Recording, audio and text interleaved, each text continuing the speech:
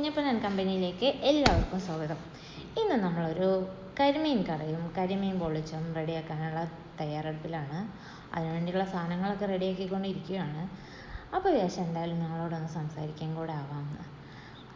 ഇപ്പം ഞാനങ്ങനെ വലിയ കുക്ക് ചെയ്യുന്ന ആളൊന്നുമല്ല. കുക്ക് ചെയ്യുന്ന ആളെല്ലാം എന്ന് പറഞ്ഞാൽ കല്യാണത്തിൻ്റെ മുന്നേ ഒട്ടും കുക്ക് ചെയ്യാറില്ല. ഇതെല്ലാം അനുഭവിക്കുന്ന ഞാൻ ഒറ്റ ഒരുത്തരാണ്. മിണ്ടരുത്.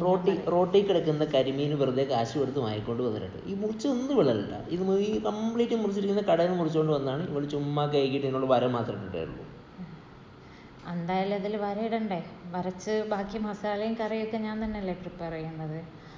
ദോഷം പറയരുതല്ലോ. അടുക്കളയിൽ കയറാറില്ലായിരുന്നെങ്കിലും ഉണ്ടാക്കുന്ന ഫുഡിനൊക്കെ നല്ല ടേസ്റ്റ് ഉണ്ട്. ഇവിടുന്ന് പഠിച്ചോ എന്തോ. അതാണ് അതിലെ ഹൈലൈറ്റ്.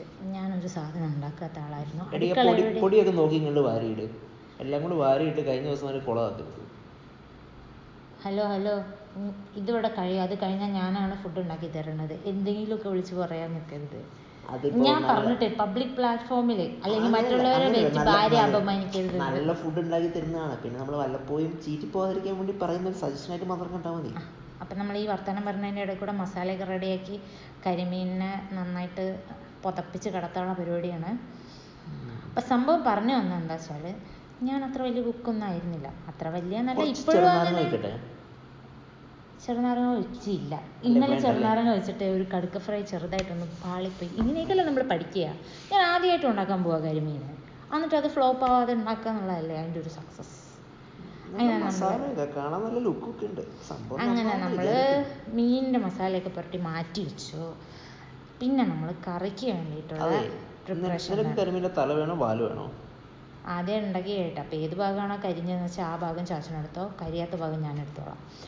അതിൻ്റെ കൂടെ നമ്മൾ തേങ്ങാപ്പാൽ ഉണ്ടാക്കി വെച്ചു. പിന്നെ തള്ളു മാത്രമല്ല കേട്ടോ, എന്നെ എല്ലാ കാര്യത്തിലും ഹെൽപ്പ് ചെയ്യുകയൊക്കെ ചെയ്യും. അങ്ങനെ മീനൊക്കെ കറിയിലിട്ട് കറിയൊക്കെ തിളന്ന് പറഞ്ഞ് തിളച്ച് വന്നു. അന്നേരം നമ്മൾ റെഡിയാക്കി വെച്ച തേങ്ങാപ്പാലൊന്ന് ഒഴിച്ചു കൊടുത്തു. നല്ല മണമുണ്ട്. പിന്നെ നമ്മൾ കറിയൊക്കെ ഇറക്കി വെച്ച് നൈസായിട്ടൊരു വറവും കൂടി സെറ്റാക്കി കഴിഞ്ഞാൽ കറി അടിപൊളി. പറഞ്ഞു വന്നത് എന്താന്ന് വെച്ചാൽ, 2 കഷ്ണം അധികം ഞാനെടുക്കുന്ന പ്രശ്നമുണ്ടോ? ആകെ 2 ഉള്ളൂ. അതിൽ 2 കഷ്ണം എന്ന് പറഞ്ഞാൽ പിന്നെ എങ്ങനെയാ? എനിക്ക് തരാം. നമുക്ക് പരിഗണിക്കാം. അതൊക്കെ ശരി തന്നെ. നമ്മളെ കൊച്ചിനിപ്പം മീനൊക്കെ തിന്നാനായി. ആക്കി കഴിഞ്ഞിട്ട് ആലോചിക്കാം നമുക്ക് കിട്ടുമോ ഇല്ലയോ എന്നുള്ളത്.